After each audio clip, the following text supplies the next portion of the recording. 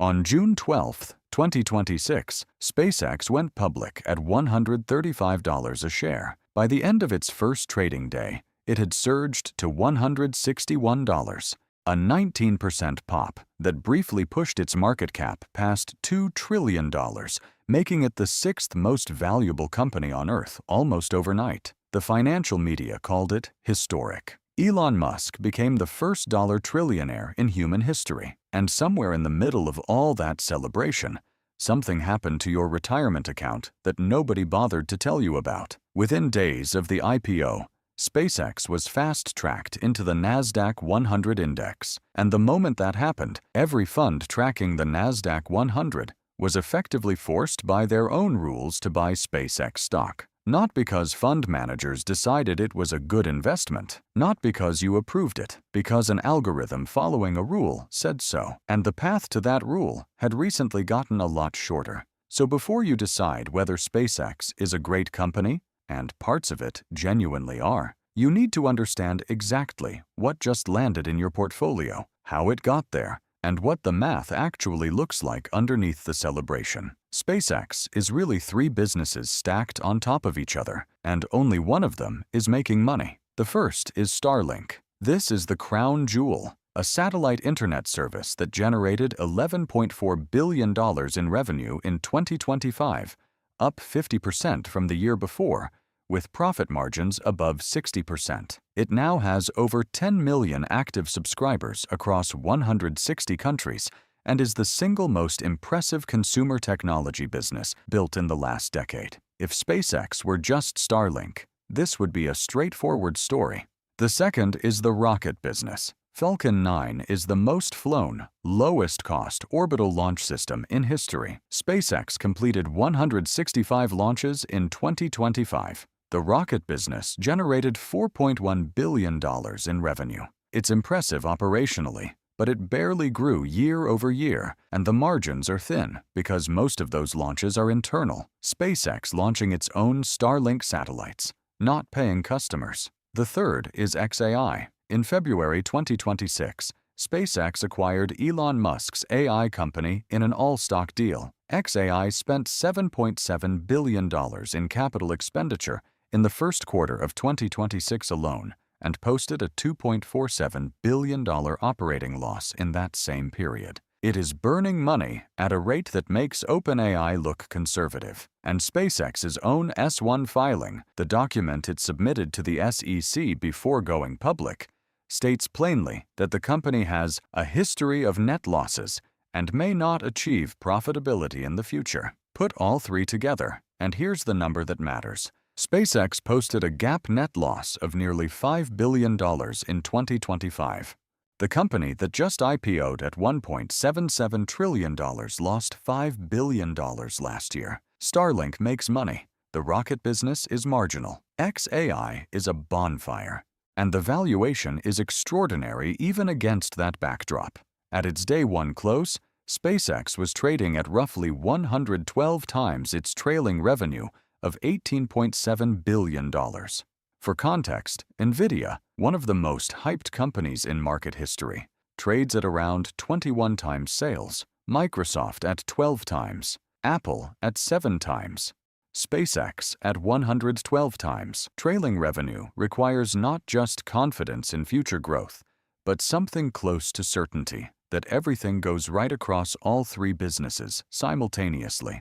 Morningstar analysts were direct about it. They said SpaceX is significantly overvalued, called xAI a material threat of value destruction, and estimated a fair value closer to $780 billion, less than half the IPO price. Another analyst firm put fair value at $1.25 trillion. At $2 trillion, you're paying a very large premium for a story that hasn't fully been written yet. Now here's the part that actually affects you, whether you bought a single share or not. Nasdaq had recently relaxed its rules, cutting the path for newly public megacaps to enter major indexes much faster than before. The standard seasoning period, the time a company had to wait before joining a major index, was cut from 3 months down to just 15 trading days. The old minimum float requirement of 10% was eliminated entirely. SpaceX listed with a float of around 4 to 5%. Under the old rules, it wouldn't have qualified. Under the new rules, it qualified almost immediately. The timing was hard to miss, and once it qualified, JPMorgan estimated that Nasdaq 100 inclusion alone would draw around $4.3 billion in passive inflows automatically within days. That money doesn't come from enthusiastic investors who analyzed the business and decided to buy. It comes from funds that are built to match the index. Your index fund doesn't ask whether SpaceX is worth $2 trillion. It just buys.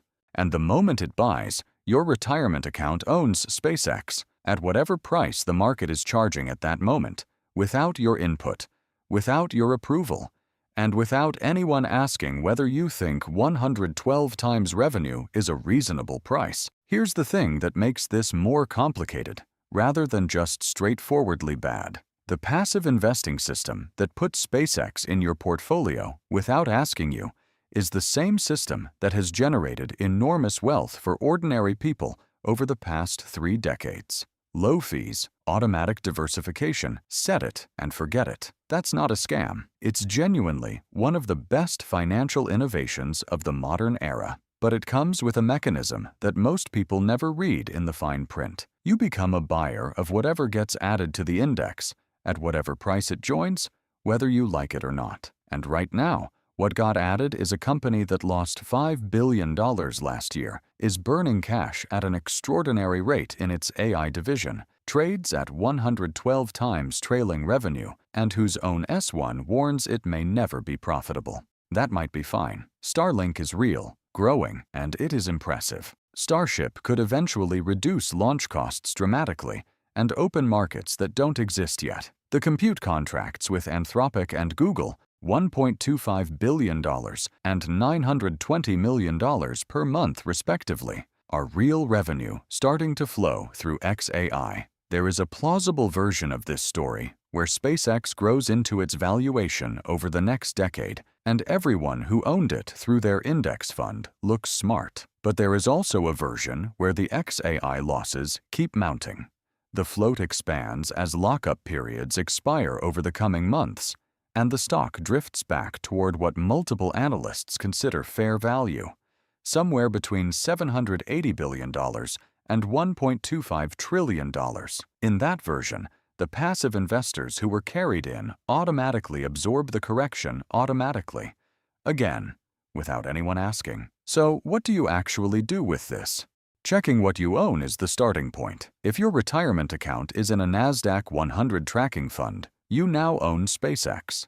If it's in an S&P 500 fund, the picture is different. The S&P 500 did not shorten its eligibility window, meaning SpaceX won't join that index for at least a year. So the exposure depends entirely on which index your fund tracks. That is worth knowing. The broader point isn't that SpaceX is going to crash or that passive investing is broken. The broader point is that the system works exactly as designed. And the design includes buying whatever gets added, at whatever price, automatically. Understanding that isn't pessimism. It's just knowing what you actually signed up for. If your 401k is in an index fund, you may now own SpaceX. Share this with someone who doesn't know that yet.